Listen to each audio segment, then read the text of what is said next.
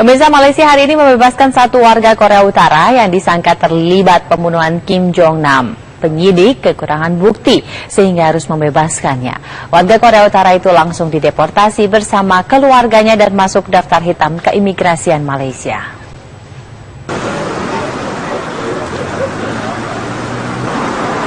Polisi Malaysia memutuskan untuk membebaskan Ri Jong Chol, warga Korea Utara yang jadi tersangka kasus pembunuhan Kim Jong Nam. Berbeda dari Siti Aisyah dan Doan Thi Huong, Ri dibebaskan karena penyidik kekurangan bukti untuk menjeratnya dengan hukum.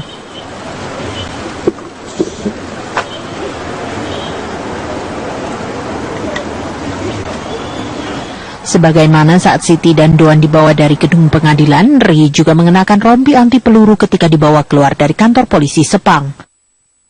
Dengan pengamanan ekstra ketat, Ri dibawa ke kantor imigrasi Malaysia.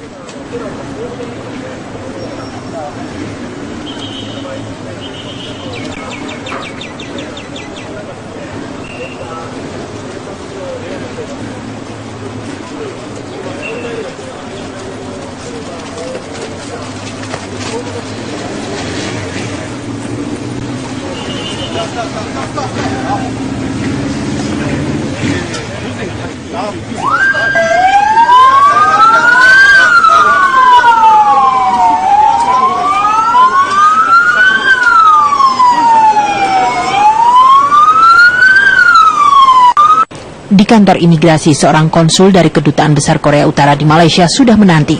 Kim Yu Song langsung diserbu wartawan saat ia keluar dari gedung imigrasi. Namun Kim bungkam. Di kantor imigrasi tersebut, Ri Jong Chol diproses untuk dideportasi ke negaranya.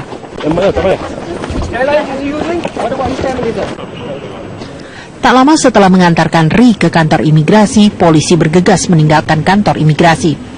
Polisi tidak pernah menyebutkan dugaan peran Ri Jong Chol dalam kasus pembunuhan Kim Jong Nam, sehingga perlu menahan pria Korea Utara tersebut.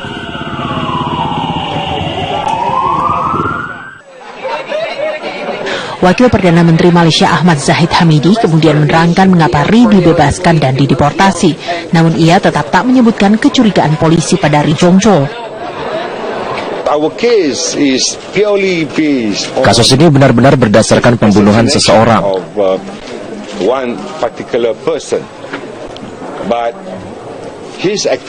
Aktivitas Ri Jong Chol tidak langsung berkaitan dengan hal tersebut, namun tak ada bukti kuat untuk menuntutnya.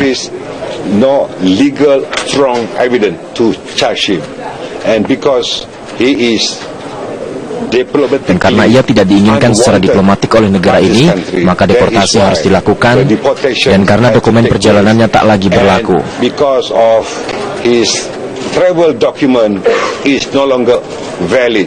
The Malaysian government has decided to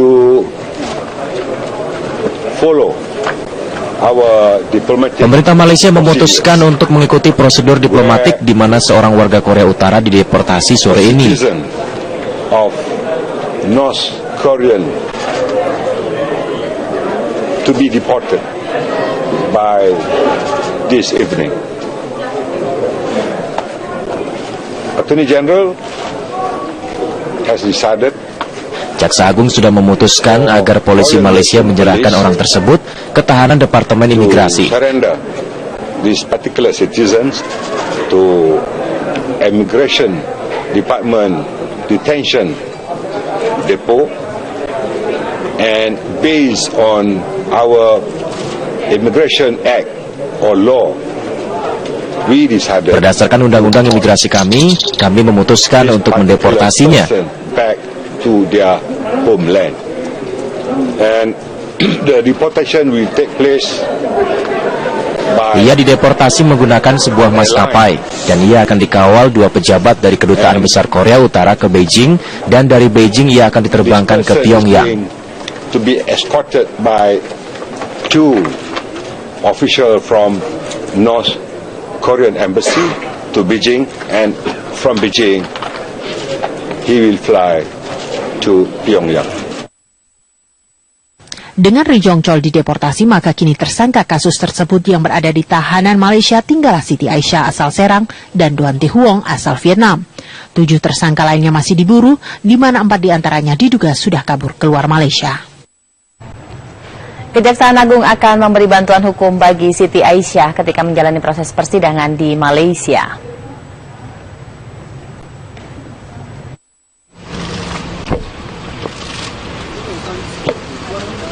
Duta Besar Korea Utara untuk Malaysia, Kang Chol, siang tadi terlihat meninggalkan kedutaan besar. Bersama Kang terlihat seorang perempuan dan 2 anak-anak. Rombongan kemudian terlihat tiba di Bandara Internasional Kuala Lumpur. Seorang anak lelaki terlihat menutup wajahnya di kursi depan. Diduga ia dan seorang anak lainnya serta seorang perempuan adalah keluarga dari Ri Jong Chol.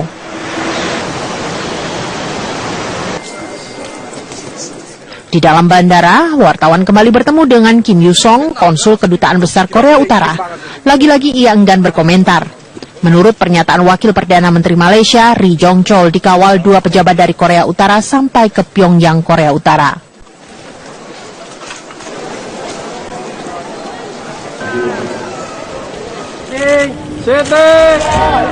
Kejaksaan Agung siap memberi bantuan hukum bagi Siti Aisyah yang menjadi tersangka dalam kasus pembunuhan tokoh Korea Utara Kim Jong-nam.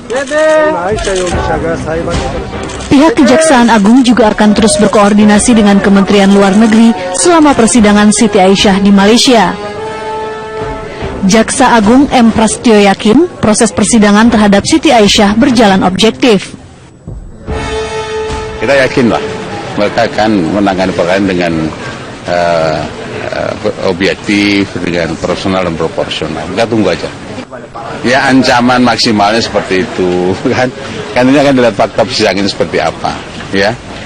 Ya, yang pasti sekarang sudah didampingi dan itu tentunya antara menggunakan pengacara di sana.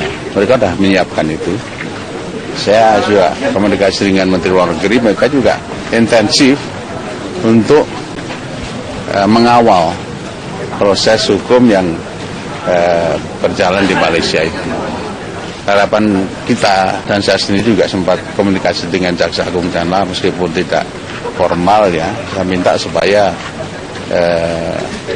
pelaksanaan proses persidangannya itu sendiri betul-betul, ya, memperhatikan hak-hak daripada si tersangka Siti Aisyah itu. Ya.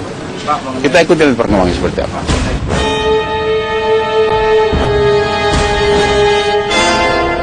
Sementara itu, juru bicara Kementerian Luar Negeri Armanata Nasir meminta persidangan berjalan adil dan masyarakat Indonesia juga diminta menghormati proses persidangan.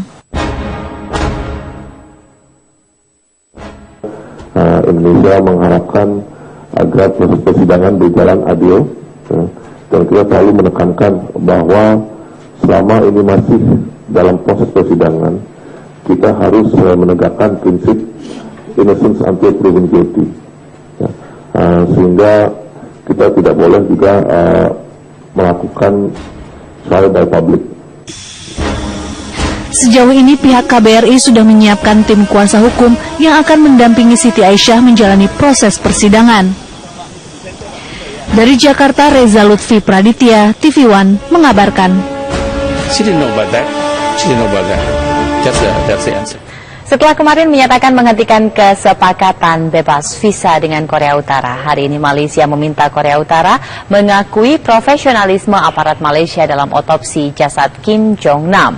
Kemarin, Korea Utara meragukan kematian korban akibat zat syara VX.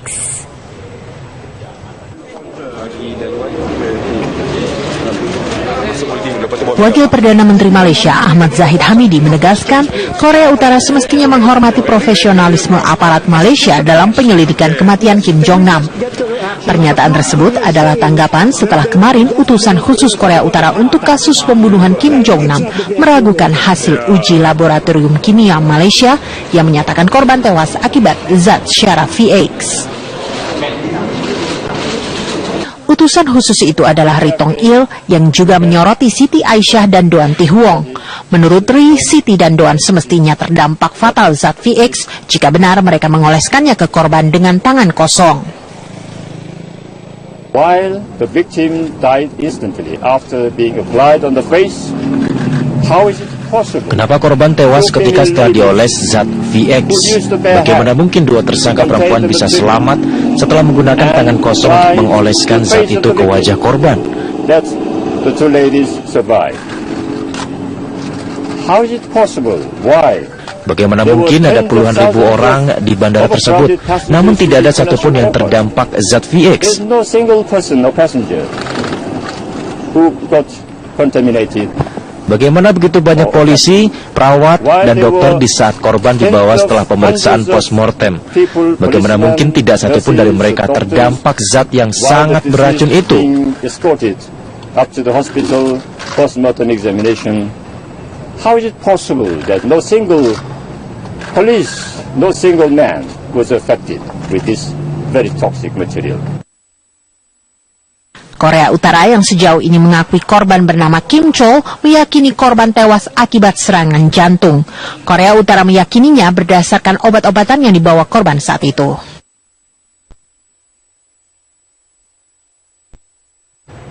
Siang tadi Raja Salman bertemu dengan sekitar 28 orang tokoh agama. Lalu apa pesan yang ingin disampaikan dan apa saja kemudian yang dibahas? Sesaat lagi kami akan membahasnya untuk Anda. Jangan kemana-mana, tetaplah bersama kami.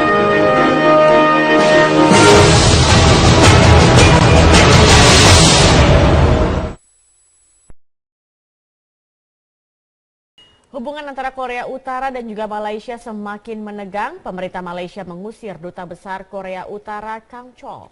Pengusiran Duta Besar Korea Utara ini terkait dengan kasus kematian Kim Jong Nam, kakak tiri dari Presiden Korea Utara. Malaysia meminta Korea Utara untuk meminta maaf atas pernyataan Korea Utara yang meragukan hasil penyelidikan Malaysia atas kematian Kim Jong Nam. Duta Besar Korea Utara Kang Chol menolak permintaan Malaysia tersebut. Malaysia memberikan status persona non grata bagi Kang Chol. Status tersebut merupakan status yang paling buruk bagi seorang diplomat yang artinya tidak disenangi atau paling tidak disukai oleh suatu negara.